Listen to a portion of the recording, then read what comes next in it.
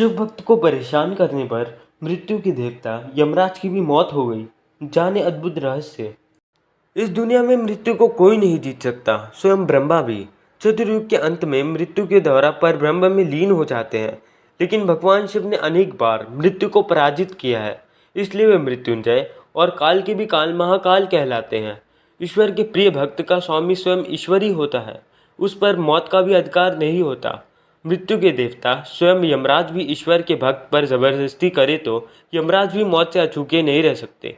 यह प्रसंग कोई काल्पनिक नहीं है, बल्कि महान शिव भक्त राजा श्वेत के जीवन में घटित घटना पर आधारित है। राजा श्वेत की निश्चल शिव भक्ति।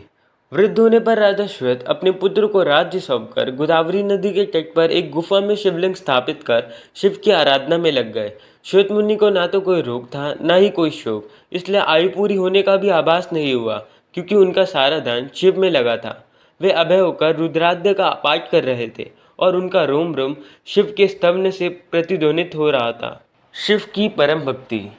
यमदूतों ने मुनि के प्राण लेने के लिए जब गुफा में प्रवेश किया तो गुफा के द्वार पर ही उनके अंग शिथिल हो गए।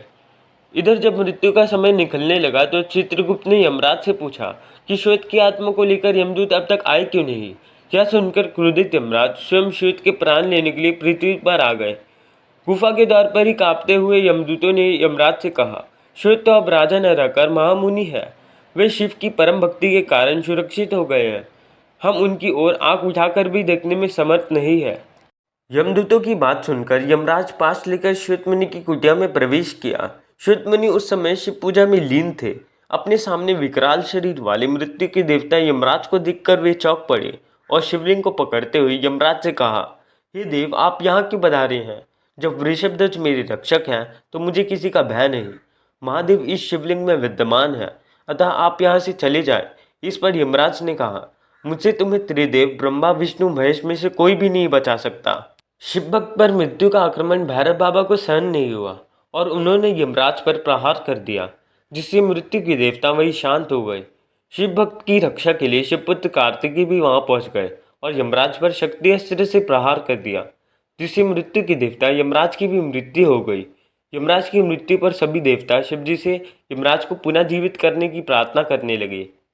शिवजी ने देवताओं की बात मानते हुए पुनः यमराज को प्राण दिया और यमराज ने उठकर श्वेतमुनि से कहा, संपूर्ण लोगों में अजय, मुझे भी तुमने जीत लिया। अब मैं तुम्हारा अनुगामी हूँ। तुम भगवान शिव की ओर से मुझे अभय प्रदान करो। श्वेतमुनि ने यमराज से कहा, भक्त विनम्रता की मूर्ति होते हैं। आपके भय से तो सत्पुरुष परमात्मा की शरण लेते हैं। इस पर प्रसन्न होकर यमराज वहां से अपने लोक चले गए। हर हर महादेव।